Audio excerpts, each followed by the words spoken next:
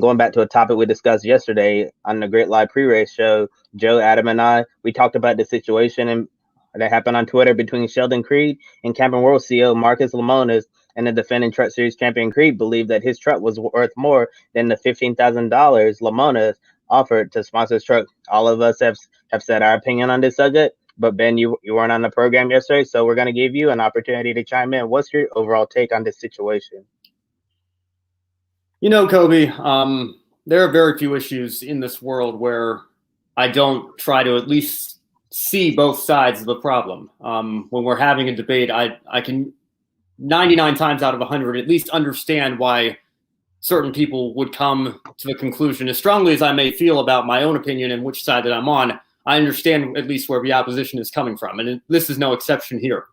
When you have somebody like Marcus Lemonis, who I know I've repeatedly praised many times on social media, on this program right here, and everywhere else, when you have him being this generous with his sponsorship and doing things to help our teams and ultimately help our sport, I think that's something to praise him for, and to be thankful for. Now, in the case of Sheldon Creed individually, Sheldon Creed and GMS Racing also have their own right to do business how they see fit. If it were me, I still think that $15,000 with, and this is the part that I think people were kind of forgetting.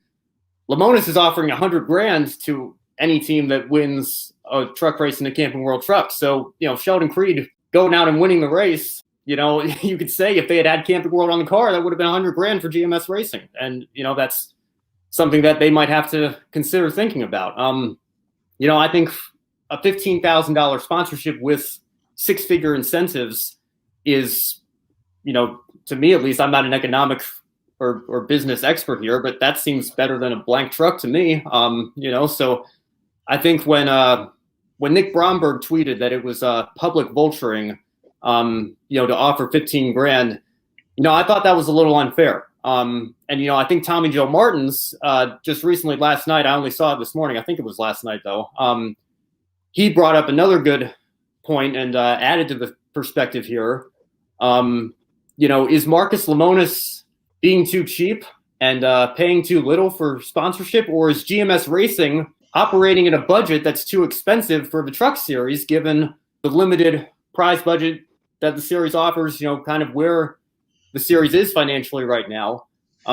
Is GMS spending too much? And you can argue that they have to be a team that competes for wins and championships. It's not a perfect situation, but ultimately, I just don't understand why Lemonis is getting so much flack on social media now. And people have talked about, people go back to the vulturing issue and everything, deals falling through or whatnot. I think there was a tweet from somebody that was deleted saying that they had a handshake deal with Lemonis, put Camping World on the car. He said they were going to do it, and then it never happened. I watch a lot of Shark Tank. I'm a big fan of game shows and reality shows. I think most people know that. I think people don't realize that a lot of times on Shark Tank, I think Kevin O'Leary's even said like 20% of the deals that you see on TV never actually go through.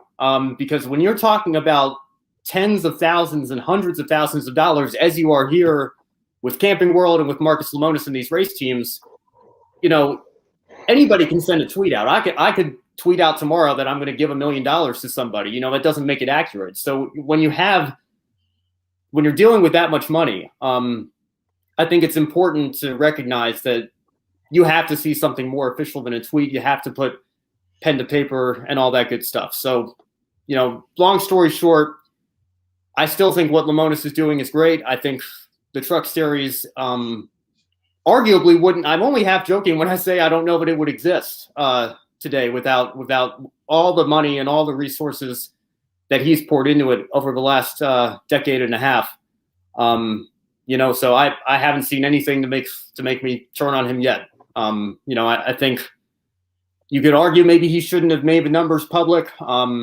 He's a smart businessman. I know he's probably got his reasons that I can't even think of, but I didn't see anything this weekend that's going to make me turn on him.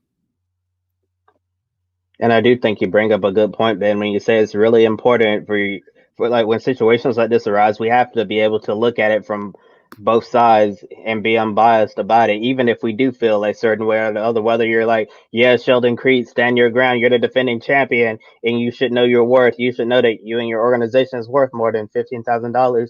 Or on the other hand, be like, why is Marcus Lamont is becoming a villain on Twitter and just one day when he's sponsoring the series and he's throwing out a lot of money for these competitors, and I'm sure the $15,000 are very helpful for some of the smaller teams in the garage who otherwise would just show up with a blank truck and is just not good for their business at all. But overall, if this criticism of Marcus Lamont is to increase over time, what's gonna happen if he feels like he's become a villain, and then all of a sudden he's like, since these people don't really like me over here anymore, why should I continue supporting the series? And then could we potentially see Marcus Lemonis pull out of NASCAR altogether?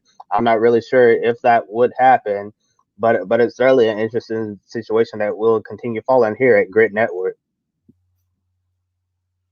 Yeah, I mean, I know you mentioned, like you mentioned, both sides of the perspective of everything. People said that if GMS takes 15,000 for Marcus Lemonis for a primary sponsorship, you could maybe have another company come up to GMS and say, well, Lemonis only paid 15K, so why should we have to pay any more? So I think if there's one mistake Lemonis made, and again, like I said, I'm no business expert by any means. I'm sure he has his reasons, and I know he's infinitely smarter than me in his field. So I don't want to come off as arrogant here in any sense of the word, but if there was one thing that I would have done differently if I were in his shoes, maybe I wouldn't have made the numbers public, maybe made a public offer saying like, hey, if you are unsponsored this weekend, contact me and let's make a deal or something like that. But I think, like I said, I understand both sides of it. It's not a perfect situation, but I don't see how Lemonis is the villain here. I haven't seen anything to make me think that yet.